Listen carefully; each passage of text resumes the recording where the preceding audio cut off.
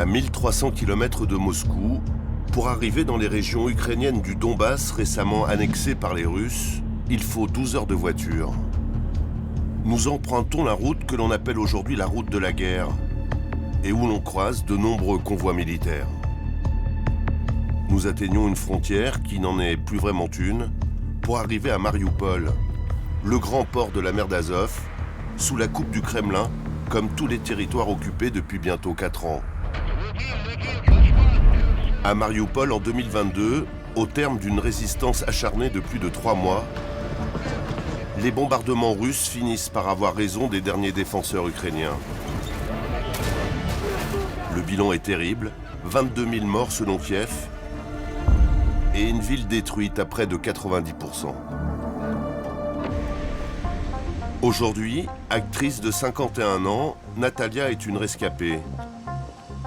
Elle a été le témoin de l'attaque meurtrière sur l'un des symboles de la ville, le théâtre, son théâtre. On peut dire que c'est ma deuxième maison. J'ai grandi dans ce théâtre. Ma mère y travaillait comme décoratrice. J'ai toujours vécu dans cette atmosphère. Pour moi, ce théâtre, c'est ma maison. Puis j'ai grandi et quand j'ai fini mes études, je suis venue travailler ici. Ce qui s'est passé, ce sont les événements de l'année 2022, le 16 mars. Ce jour-là, le théâtre aurait été pulvérisé par un missile russe. Il y aurait eu des dizaines de morts, parmi lesquels de nombreux civils qui avaient trouvé refuge. Téléphone à la main, Natalia s'est rendue sur les lieux juste après l'explosion. Seigneur, ayez pitié. Il n'y a pas de mots, Seigneur. Regardez ce qui se passe.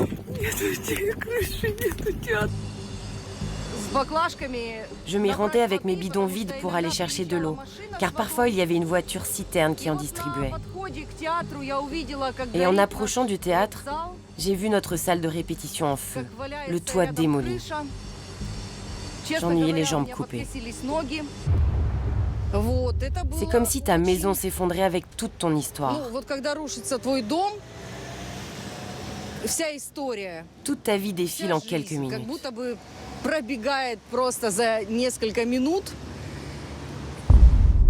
30 ans de carrière effacés en une fraction de seconde. Pour l'instant, Natalia doit se contenter de répétitions sur une scène provisoire. Au temps de sa splendeur, la troupe comptait 53 personnes. 8 seulement sont restés à Marioupol. Les autres ont fui à l'arrivée des Russes. Ils sont aujourd'hui tous réfugiés à l'étranger.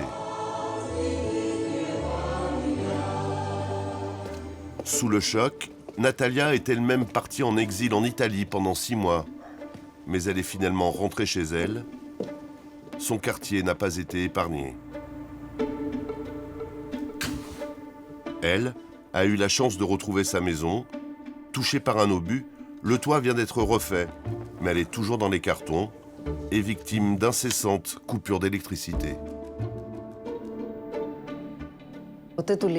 Il ne reste rien de mes meubles. Mais j'ai réussi à sauver cette échelle. L'échelle dont se souviennent mes enfants, ils ont grandi avec. Et ces fauteuils de véranda, maintenant ils vivent dans ma maison. Et ce miroir a également survécu. C'est tout ce qu'il me reste.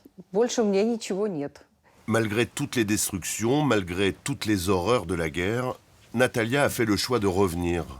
Par conviction, assure-t-elle. L'armée russe a détruit son théâtre et sa ville, mais elle reste fidèle à Moscou. J'ai toujours été une personne russe, précisément par mon appartenance à la culture russe. J'ai grandi dans la culture russe parce que je suis née en Union soviétique. En Union soviétique, la culture russe était de toute façon la ligne prioritaire. Et j'ai été élevée dans un théâtre russe. Il a toujours été russe. Puis en 2015, on lui a retiré le mot russe. On a laissé théâtre dramatique sans le mot russe. Mais en perdant ce mot, nous avons perdu cette particularité. Les bonnes, les très bonnes pièces, après tout, sont principalement écrites par des classiques russes, quoi qu'on en dise. L'ukrainien était comme une langue étrangère pour nous, mais tous les cours en Ukraine étaient enseignés en ukrainien. Une telle directive était arrivée et tout le monde était contrôlé, tout le monde était surveillé, encore plus dans cette ville. Ici, tout le monde parlait russe, vous comprenez? Prochainement, Natalia va pouvoir de nouveau retrouver son théâtre. Après près de 3 ans de travaux, le chantier de reconstruction arrive à son terme. Moscou a mis les bouchées doubles pour faire revivre la culture russe. Nous nous trouvons maintenant devant la façade principale du bâtiment. Les pierres de taille viennent d'une carrière du Kirghizistan. À 35 ans, débarqué tout droit de Russie, Vassili pilote les opérations. Bonjour, ça va? Sous ses ordres, pas moins de 330 ouvriers spécialisés, tous s'affairent pour terminer dans les temps. Nous arrivons maintenant dans la scène centrale. Vassili veille à tous les détails. Tout doit être prêt pour la réouverture du théâtre, prévue au printemps prochain.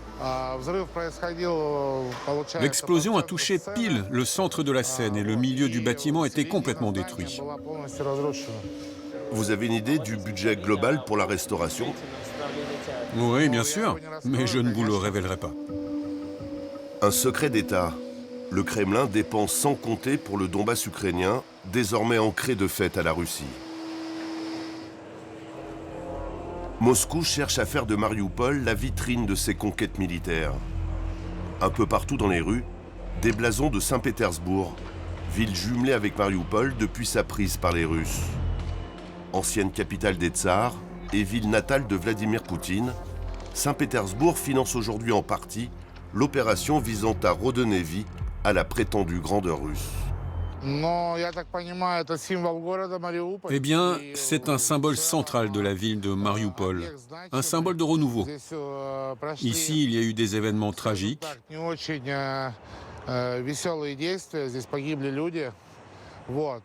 Ici, des gens sont morts, mais le théâtre est le symbole de la renaissance de la ville et de la culture russe. Mais à Marioupol, beaucoup reste à faire. Des centaines d'entreprises russes œuvrent à la reconstruction de la ville. De multiples programmes immobiliers ont été lancés. Dans le centre, des dizaines d'immeubles sont déjà sortis de terre. Ils sont destinés à ceux qui sont restés et qui acceptent de gré ou de force la loi de la Russie. La ville aurait perdu près de la moitié de sa population. 200 000 personnes attachées à l'Ukraine auraient pris le chemin de l'exil pour échapper à la mainmise de Moscou. Dans un quartier flambant neuf, construit en quelques mois seulement, nous rencontrons Serafina. Ancienne enseignante, à 81 ans, elle vit aujourd'hui avec son petit-fils, Yenichka. Voici notre appartement. Un 2 pièces. Il est petit, mais c'est le nôtre. Allez les gars, on est arrivés. Allez, entrez. Ils viennent tout juste d'emménager. Leur nouveau foyer, un 50 mètres carrés au standard local. Voilà un petit canapé. Notre télévision, nous la regardons tous les jours. Ici, nous cuisinons. Pardon pour le désordre, mais nous n'attendions pas d'invités. Pour cette nouvelle vie aux couleurs de la Russie, Serafina n'a rien eu à débourser. Et pour assurer le quotidien, Moscou, soucieux de sa popularité, veille à tous ses besoins. Cet appartement, absolument gratuit. J'étais propriétaire d'un autre logement. On m'a donné cet appartement en échange de celui qui a été détruit. La Russie me fait cet honneur. Nous avons reçu un appartement gratuitement. Ces logements ont été donnés à tout le monde. Quelques mots sur la qualité du logement. La qualité? Excusez-moi, c'est très basique. Vous voyez, ce n'est pratiquement pas un mur, ça. Mais que faire? Mais nous sommes très reconnaissants, quoi qu'il en soit. Nous avons de la chaleur, de la lumière. C'est très confortable. En plus, on a reçu 1 000 € par personne. Toutes ces choses, C'est avec cet argent que j'ai pu les acheter. Yeninchka, lui, n'a rien reçu. Il n'était pas enregistré. En plus de cela, la Russie nous donne de l'argent chaque mois. Et l'État nous donne une pension particulière pour que nous puissions vivre. Donc, comme la Russie a les moyens, elle nous donne. C'est humain. Tout est humain. Nous ne pouvons rien dire de négatif.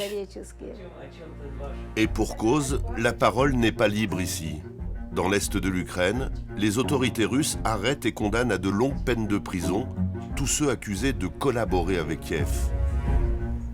Devant notre caméra, Serafina, elle, apporte un soutien sans faille au régime russe, reprenant même à son compte jusqu'aux discours les plus menaçants.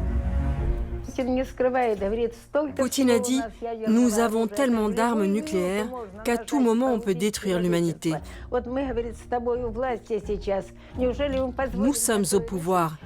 On ne va pas laisser faire ça. » Un an après la prise de Marioupol, Vladimir Poutine y effectue sa première visite.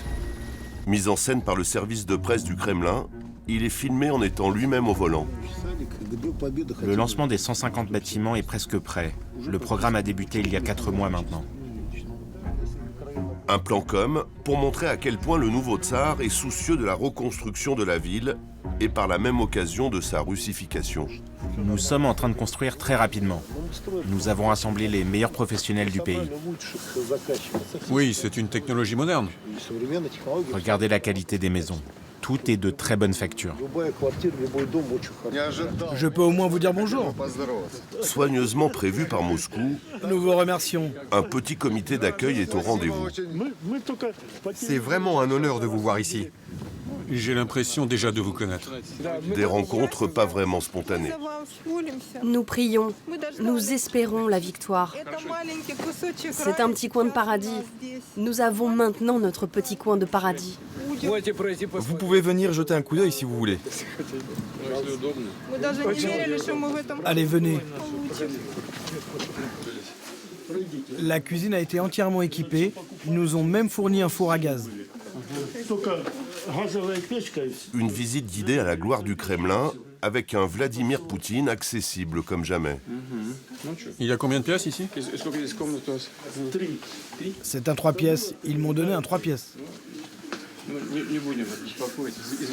Nous sommes très heureux de vous voir. Merci pour votre visite. Au revoir et bonne journée. À Marioupol, comme dans tous les territoires ukrainiens nouvellement conquis, la Russie met tout en œuvre pour imprimer sa présence et afficher ses couleurs. Sur les murs un peu partout, des fresques à la gloire des soldats venus à bout de la résistance. Et des slogans qui célèbrent la date du 20 mai 2022, la date considérée par Moscou comme le jour de la libération de Marioupol. Obligation pour les voitures de porter des plaques russes.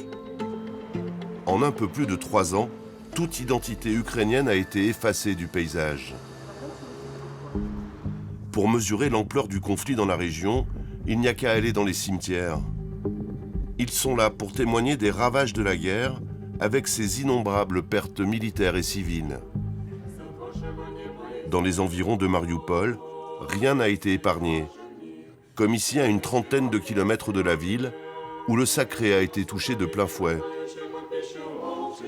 Dans cette église orthodoxe dévastée par les combats et rattachée depuis 2022 au patriarcat de Moscou, au premier rang des fidèles, des soldats russes.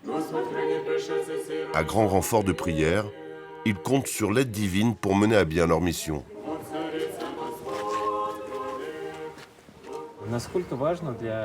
C'est important pour les soldats russes d'aller à la messe le dimanche? Oui, bien sûr, c'est très important. Parce que nous combattons aux côtés de Dieu. Dieu est avec nous et la victoire sera à nous. À Marioupol, il est 8h du matin et comme tous les jours de la semaine, une jeune grand-mère de 53 ans, Natalia, emmène sa petite fille de 11 ans, Dorina, à l'école. Allez mon lapin, allez. Bonne journée à toi, allez. À l'école secondaire numéro 59, depuis l'occupation russe, tout a changé pour les enfants. Qui est en retard? Tout le monde est là? Kiryusha, mon lapin, viens plus près. Viens plus près de nous, allez. Tout le monde est prêt? Oui? Bonjour les enfants. Asseyez-vous, s'il vous plaît. Comme les autres élèves, la petite Dorina n'a pas eu le choix. Elle a dû s'adapter. Aujourd'hui, nous avons un contrôle sur quel thème? Les morphèmes et l'orthographe. Ne vous précipitez pas, vous aurez assez de temps pour finir tous les exercices. Dans cette classe équivalente à la 6e, les manuels scolaires sont désormais tous en russe. Sur les bancs de l'école aussi, Moscou impose ses règles. Nous travaillons selon le programme de la Fédération de Russie, selon un programme commun. La professeure de russe, Yudina, a dû entièrement revoir sa copie. Quand j'ai commencé à travailler à l'école, bien sûr, il y avait moins d'heures. Maintenant, cette charge a augmenté. En 5e année, les cours de russe, c'est 6 heures par semaine, c'est-à-dire beaucoup. Je pense que c'est à peu près le double.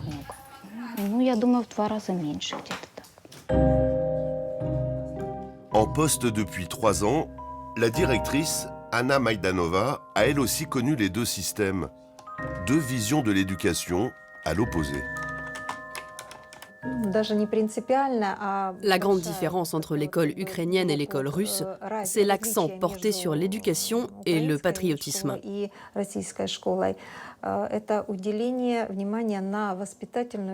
En Ukraine, bon, nous étions en quelque sorte apolitiques.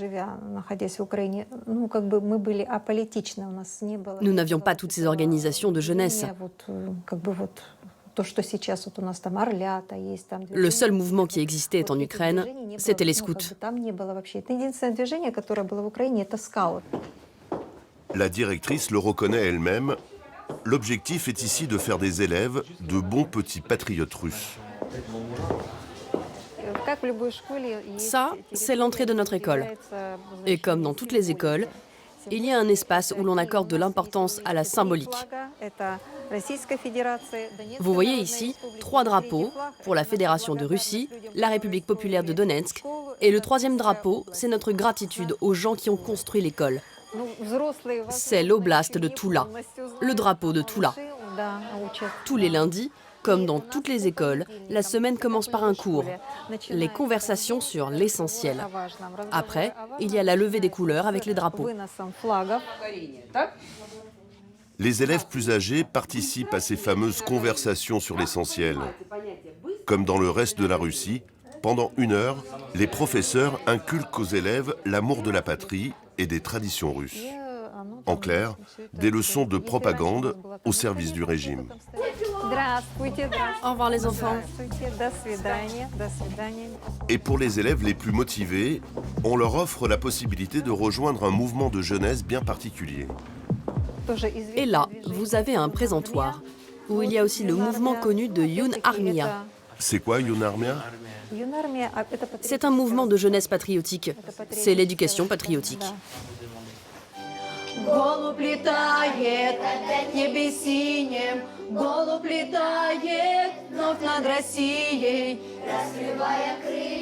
Pour les enfants de l'âge de Dorina, l'embrigadement commence d'abord par le chant.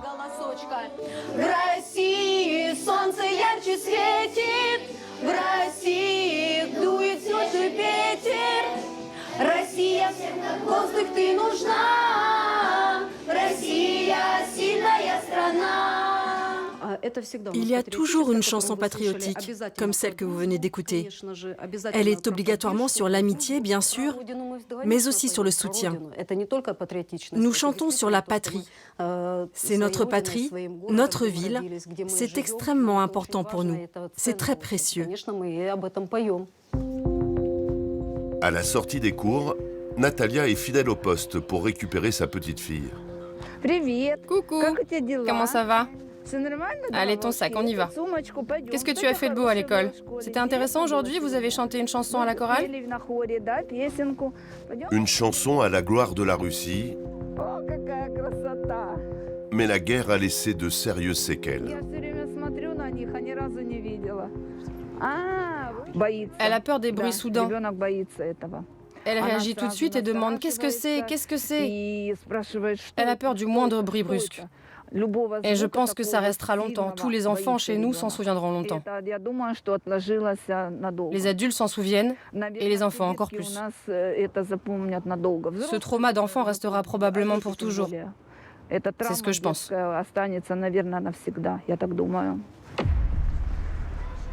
Elles habitent à quelques minutes de là, dans un immeuble qui lui aussi a été touché par les bombardements. Toujours aux frais de la Russie, leur petit appartement a été rénové de fond en comble l'année dernière. Le chauffage est gratuit, mais le quotidien est compliqué par les coupures d'eau et d'électricité. Nous sommes forts. Nous avons vécu bien plus que cela. Nous allons donc poursuivre notre vie et croire que tout ira bien. Un jour, il y aura la paix et tous les gens vivront en paix et heureux. Il y aura peut-être toujours des interruptions d'eau, mais ce n'est pas grave. Ce n'est pas vraiment un problème. Nous faisons des réserves. J'ai des bidons d'eau là-bas. J'aurai donc assez d'eau jusqu'à demain. Et demain, ils m'en donneront à nouveau.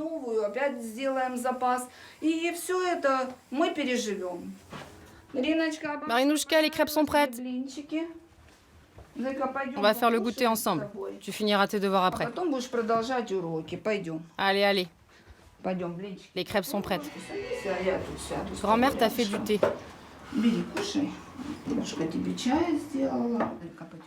Dorina n'avait que 8 ans quand la guerre a éclaté. En plus de ses traumas, elle a subi un changement de vie radical. Tout est vraiment nouveau pour moi. Tu as encore des amis qui étaient à l'école avec toi avant? Non, personne. Tu sais encore parler ukrainien? Je ne m'en souviens plus maintenant. L'école a changé son programme, elle est devenue plus forte. La langue ukrainienne a été supprimée et tout est devenu russe. Nous avons toujours parlé russe à la maison. Il est donc naturellement plus facile pour un enfant de l'apprendre. C'est tout. Parce que tous les livres sont en russe. Tout est en russe. À 53 ans, faute de travail à Mariupol, Natalia a été mise à la retraite. Sa pension est aujourd'hui versée par la Russie. Pour en bénéficier, elle a dû obtenir le précieux sésame. Voici le passeport russe que j'ai reçu. Ce n'est pas un passeport ukrainien. Je l'ai maintenant. Aujourd'hui, je suis citoyenne russe. Ce document est très important parce que nous pouvons inscrire tout dedans. Les médicaments, par exemple. Voici donc l'appartement qui nous a été fourni. Il est réservé aux seuls citoyens russes. C'est pourquoi nous sommes tous ici avec un passeport russe. Je ne sais pas, mais je suppose qu'aujourd'hui, il n'existe plus personne possédant un passeport ukrainien. Nous essayons tous de l'avoir au plus vite, c'est vrai. Et c'est ce que nous avons fait. Nous avons reçu un logement et nous le devons au passeport russe. Cette russification à marche forcée est le grand objectif du Kremlin. Et pour Mariupol, que l'on surnomme aujourd'hui Poutingrad, Moscou a un projet encore plus ambitieux. La Russie veut faire du port industriel une nouvelle station balnéaire, utiliser ses plages, sa météo clémente, pour en faire une destination qui pourrait attirer des touristes venus de toute la Fédération de Russie. Ramasse le sable, Mika. Croisée en bord de mer, une famille y croit dur comme fer. Oui, j'y crois, oui. Simplement, il faut du temps pour ça. Il faut des finances pour développer le tourisme, c'est-à-dire que tout ne vient pas d'un coup. Comme on dit, Moscou non plus ne s'est pas construite en un jour. Je ne pense pas que ce sera un jour de nouveau l'Ukraine. Même si on suppose une telle option, je partirai d'ici. C'est clair. Je ne resterai jamais sous le pouvoir d'avant. Jamais. À coups de centaines de millions de roubles, le Kremlin compte bien arriver à ses fins. Faire en sorte que, quoi qu'il arrive, le Donbass soit bel et bien aujourd'hui la nouvelle Russie chère à Vladimir Poutine. Et au vu des discussions en cours, personne aujourd'hui ne semble pouvoir l'empêcher. Mariupol fera sans doute partie de ces territoires qui vont rester russes.